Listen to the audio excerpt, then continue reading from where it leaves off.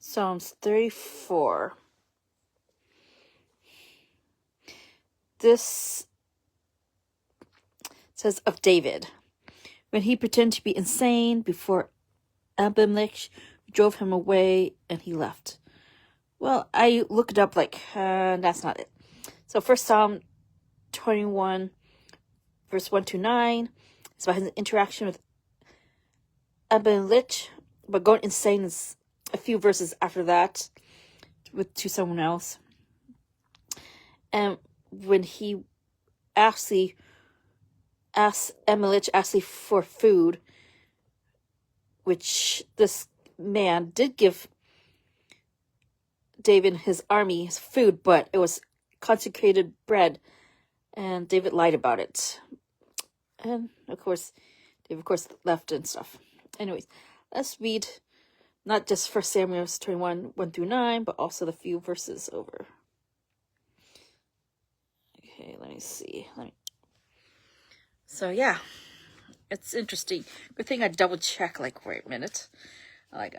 There's so much about David that I don't remember.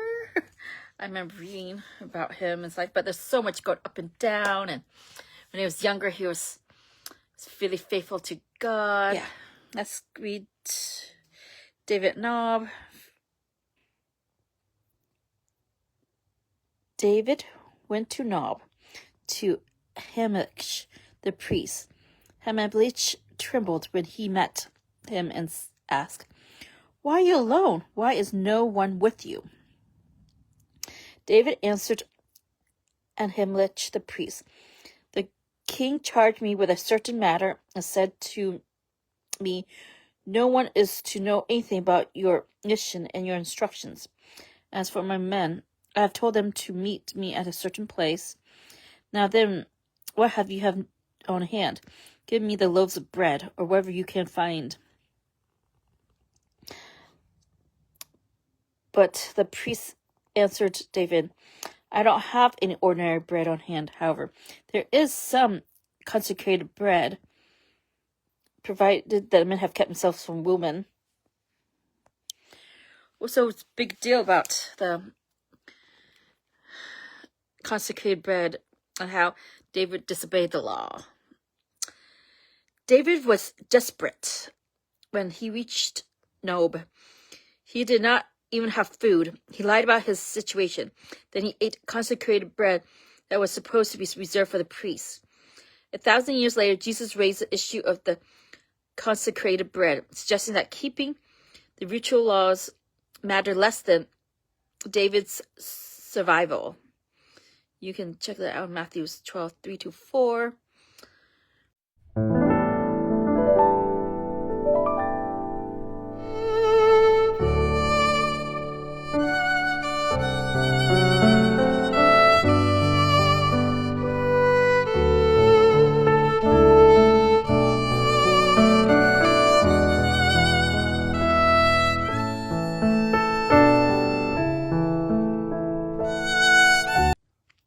David later admitted that he had been wrong to go to Nob and endanger the priests.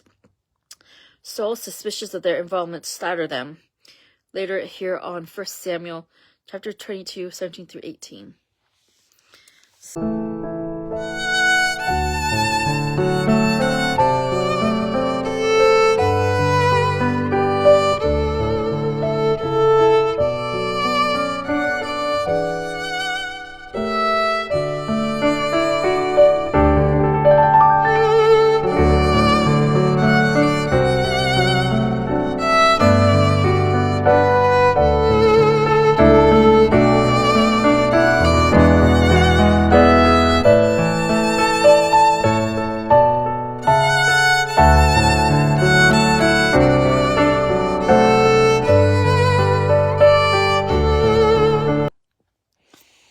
David replied, "Indeed, women have been kept from us, as usual whenever I set out. The men's things are holy even on mission that are not holy. How much more so today?" So the priest gave him the consecrated bread, since there was no bread there except the bread of the presents that have been removed from before the Lord and replaced by hot bread on the day it was taken away.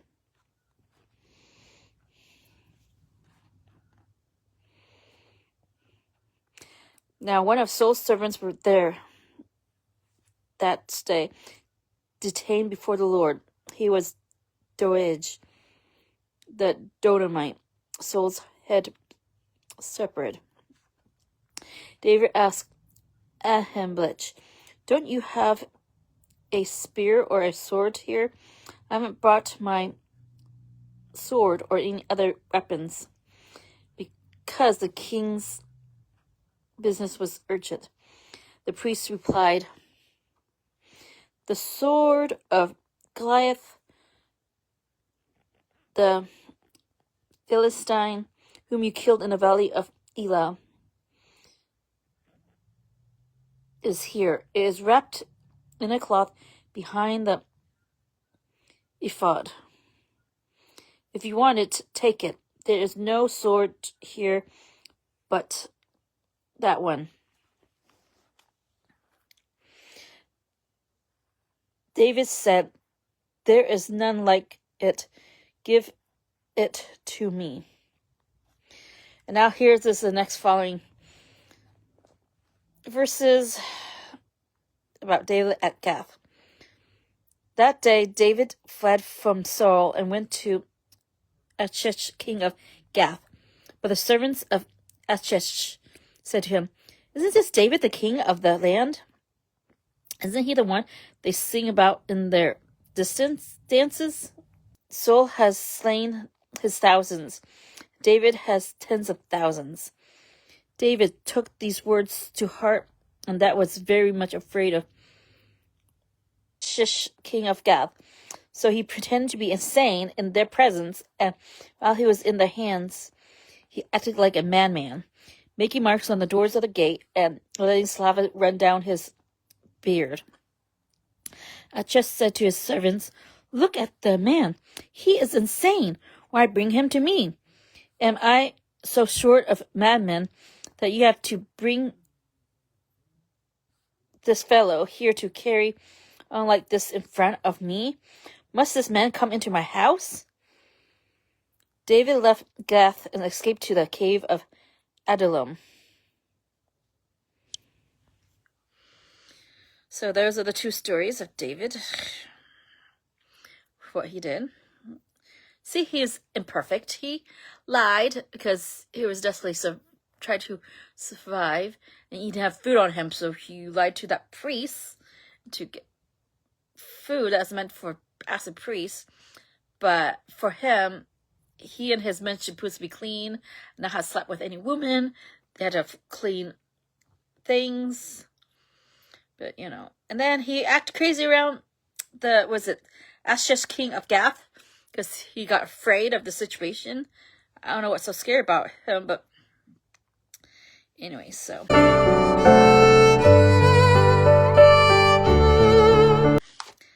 Let's go back to Psalms 34, which is written as an acrotic poem, the verse of which began with the succession letters of the Hebrew alphabet. I guess each line starts with the Hebrew alphabet. Since I don't know Hebrew and this is written in English, let's just get on with it. I will extol the Lord at all times. His praise will always be on my lips. My soul will boast in the Lord. Let the afflicted hear and rejoice. Glorify the Lord with me. Let us exalt his name together. I sought the Lord, and he answered me. He delivered me from all my fears. Those who look to him are radiant. Their faces are never covered with shame. This poor man called, and the Lord heard him. He saved him out of all his troubles. The angel of the Lord encamps around those who fear him, and he delivers them. Taste and see the Lord is good. Blessed is the man who take refuge in him. Fear the Lord, you his saints, for those who fear him lack nothing. The lions may grow weak and hungry, but those who seek the Lord lack no good things. Come, my children, listen to me. I will teach you the fear of the Lord. Whoever of you loves life and desires to see many good days, keep your tongue from evil and your lips from speaking lies. Anyways, back to fear the Lord. What does that mean? Fear of the Lord is a phrase we found frequently in the Old Testament. Does it mean we should be frightened of God? Apparently not. Fear of the Lord gradually became a standard phrase for a good relationship with God. A good relationship begins with a reverent sense that God is so powerful and righteous that we do not take him lightly, but it goes on from awe to a sense of deep security, as this psalm fully demonstrates. Turn from evil and do good. Seek peace and pursue it.